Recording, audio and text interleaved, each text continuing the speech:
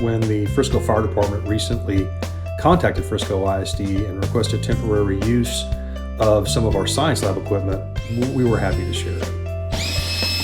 The UV LED germicidal cabinets are normally used to disinfect safety goggles that are worn by students during lab experiments, and during the closure they were not being used. So if these cabinets can provide some added measure of peace of mind, it was a no-brainer for us to share them. Frisco ISD continues to be extremely grateful to our paramedics and our healthcare workers who care for the sick and injured in our community during this great pandemic. We're very grateful.